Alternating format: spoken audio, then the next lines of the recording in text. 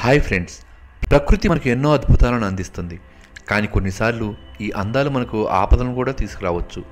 ఈరోజు మనం ప్రపంచంలోని కొన్ని ప్రమాదకరమైన దీవులను మరియు ఆ దీవులు ఎందుకు ప్రమాదకరమో తెలుసుకుందాం. ఇల్హాదా కెమెడా గ్రాండే, దీన్ని స్నేక్ ఐలాండ్ అని కూడా అంటారు. బ్రెజిల్ తీరానికి 25 మైళ్ళ దూరంలో ఉంది. ఈ ఐలాండ్ విస్తీర్ణం 105 ఎకరాలు మరియు పొడవు వచ్చేసి 1.5 కిలోమీటర్స్ ఉంది. ఈ ఐలాండ్ ప్రపంచంలోని అత్యంత విషపూరిత పాముల సమూహానికి ఇలవేలుపుగా నిలుస్తుంది. ఇక్కడ గోల్డెన్ ల్యాన్స్ హైడ్ వైపర్ అనే పాములు 2000 నుండి 4000 వరకు ఉంటాయి. ఈ పాముల విషం సాధారణ పాముల కంటే 3 నుంచి 5 రెట్లు ఎక్కువ శక్తివంతంగా ఉంటుంది. నిజానికి సముద్ర మట్టం పెరగడం వల్ల ఇది ప్రకృతిలోనే ఏర్పడింది. ఈ దీవిలో అడుగుపెట్టడం చాలా ప్రమాదకరం. మాంబా దీవి. ఈ దీవి తాంజానియాలో ఉన్న ఒక చిన్న ద్వీపం.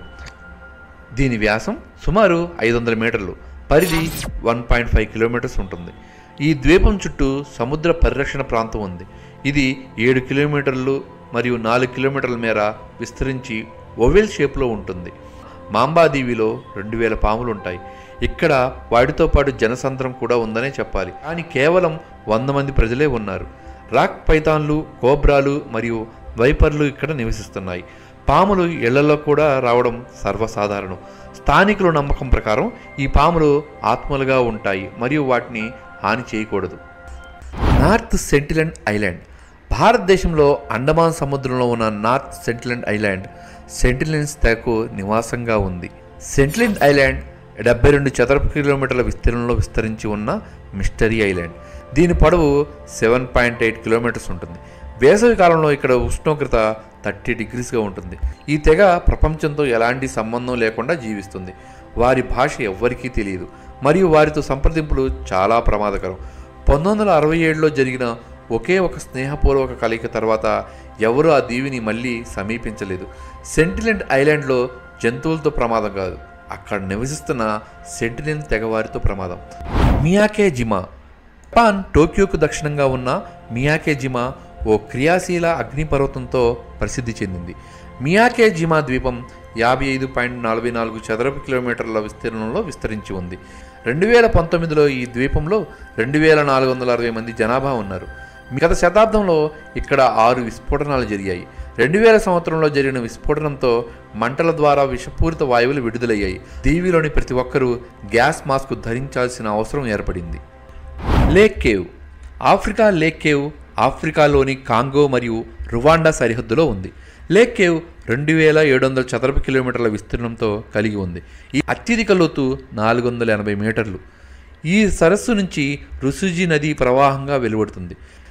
లేక్ కేవ్ రువాండా మరియు కాంగో డెమోక్రటిక్ రిపబ్లిక్ దేశాలకు సంబంధించింది. ఈ సరస్సు పైన టెక్టానిక్ శక్తుల వల్ల కార్బన్ డయాక్సైడ్ మరియు మీథేన్ వాయువులు నీటిలో చేరతాయి. ఈ వాయువులు అనుకోని రీతిలో విడుదలైతే సమీపంలో ఉన్న లక్షలాది ప్రాణాలకు ప్రమాదం పొంచి ఉందని చెప్పవచ్చు. బోవెట్ ద్వీపం. ఇక్కడ వాతావరణ పరిస్థితులు చాలా దుర్భరంగా ఉంటుంది. ప్రతికూల పరిస్థితులు ఉండవు మరియు అస్థిరమైన భూభాగం కారణంగా ప్రమాదకరమైన మరియు అరుదుగా సందర్శించే ప్రదేశంగా మారింది.